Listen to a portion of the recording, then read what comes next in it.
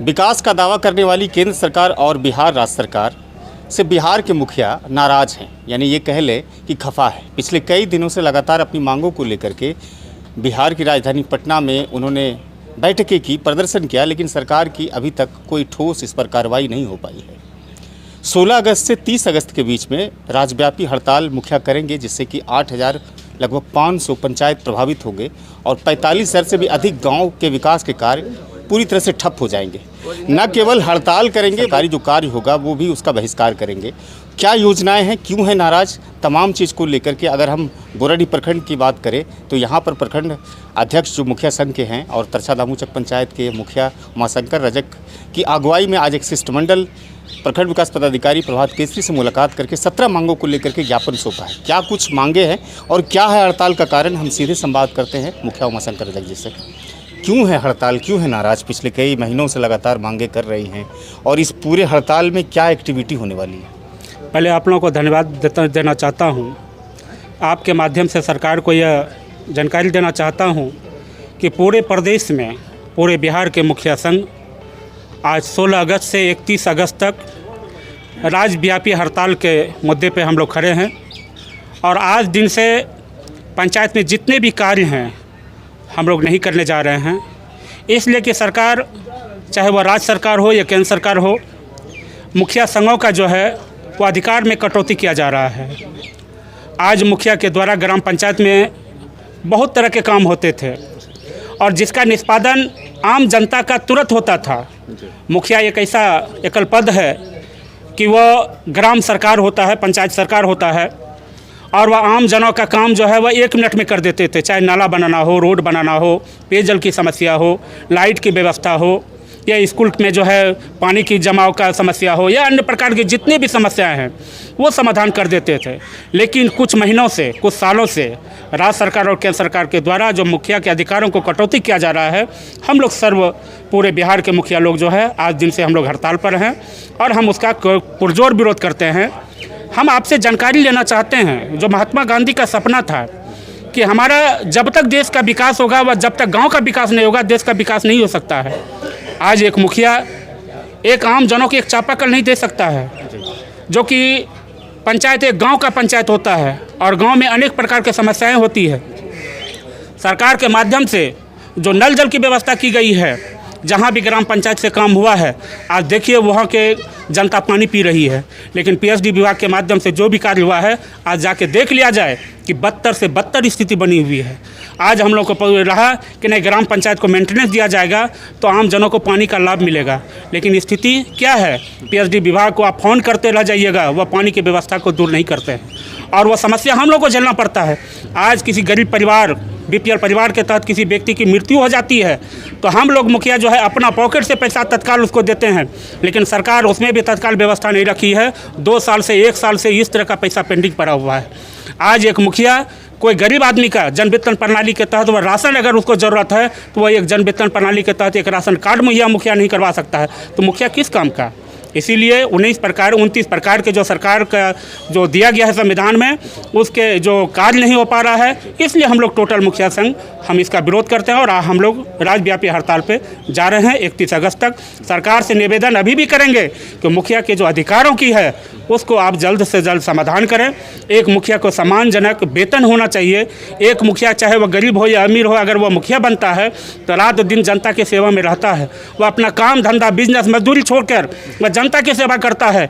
लेकिन आप देख रहे हैं कि मात्र 2500 रुपया एक मोबाइल खर्च उसका नहीं चल पाता है, पेट्रोल का खर्च नहीं चल पाता है और आज कहते हैं कि मुखिया ऐसे और वैसे कर रहा है। आप मुखिया की स्थिति, मुखिया की दर्द को समझने का प्रयास कीजिए। सरकार से मैं ये भी कहना चाहता हूँ कि सरकार को ये जो पदाधिकारी लोग हैं, चाहे वह प्रधान सचिव हो या उप सचिव हो, सरकार को बरगलाने का काम करने जा रहे हैं और ये लोग आने वाले समय में इनको बहुत गहरा धक्का पहुँचने वाला है। इसी वाणी के साथ अपने वाणी को विराम देता हूँ और मुखिया संघ की तरफ से जय हिंद, जय भारत। देखिए, ये उमाशंकर रजक थे जो गोराडीह प्रखंड के मुखिया संघ के अध्यक्ष हैं और तरछा दामूचक पंचायत के मुखिया हैं। बड़ी बात इन्होंने कही है कि जो हमारा अधिकार है उसका हनन किया जा रहा है, उसकी कटौती की जा रही है और जो पंचायती राज के 73वें संशोधन के अंतर्गत में 29 की जो शक्ति है वो हमसे छीन ली जा रही है। ग्राम पंचायत की जो शक्ति है वो तमाम चीज़ें छीन ली जा रही है। अब बड़ा सवाल ये है कि जिस मुखिया को पंचायत के लोगों ने वोट देकर जिताया है और काम की जिम्मेदारी उसके कंधे पर सौंपी है, वो हड़ताल पर जा रहे हैं, तो जाहिर सी बात है कि ये लगभग 50,000 का जो गांव है पूरे बिहार में, वो कितना प्रभावित होगा। और शायद भारत और बिहार के इतिहास में ये पहली बार ऐसा होगा जो मुखिया इस तरह की हड़ताल पर जा रहे हैं। आपने कभी देखा नहीं होगा कि कोई एमएलए हड़ताल पर जा रहे हैं, कोई सांसद हड़ताल पर जा रहे हैं, लेकिन मुखिया हड़ताल पर जा रहे हैं सिर्फ और सिर्फ इस कारण से कि हमारे अधिकारों की कटौती हो रही है। देवेंद्र भाई, कैसे मनवाइएगा मांग? लगातार चल रही है बातचीत, हड़ताल तक बात आ गई और 22 तारीख को आप लोगों ने प्रस्तावित रखा है कि धरना प्रदर्शन भी देंगे शांतिपूर्ण तरीके से। सरकार इस पर कैसे संज्ञान ले? आप लोगों की लगातार अधिकारों की कटौती हो रही है, कैसे जवाब देंगे जनता को आप?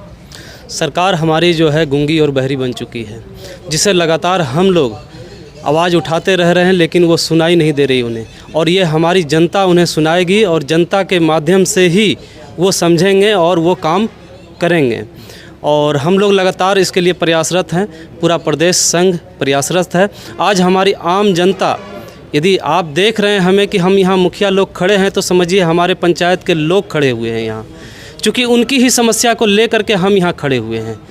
उन लोगों को प्रखंड के चक्कर काटने पड़ रहे हैं। अच्छा, सरकार तय कर रही है कि काम आपको कौन सा करना है। आप ग्राम सभा लगाते हैं, कहते हैं ग्राम सभा कोई भी आर्थिक, भौगोलिक और राजनीतिक आधार पर तय होती है। जी, उसी बात पे आ रहा हूँ कि संविधान ने जो हमें अधिकार प्राप्त किए हुए हैं, दिए हुए हैं, उनका हनन हो रहा है कि ग्राम सभा से जिन योजनाओं का क्रियान्वयन हमें किया जाना था, वो कैबिनेट से पास होकर सीधे वहीं से क्रियान्वयन हमें कराया जा रहा है। यानी केवल स्टैचू है मुखिया, स्टैचू बनाया जा रहा है इनको।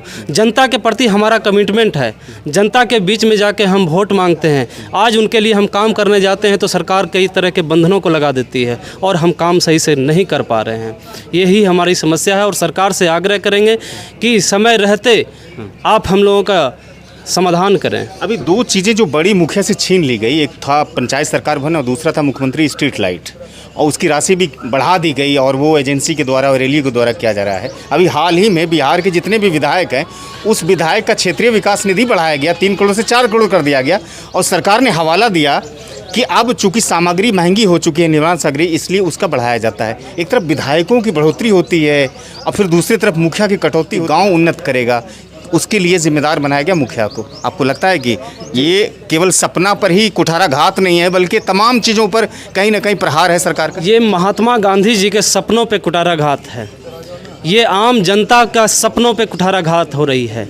वो लोग अपना मलाई जो है ऊपर ऊपर बना ले रहे हैं और हम लोग को लगातार परेशान कर रहे हैं।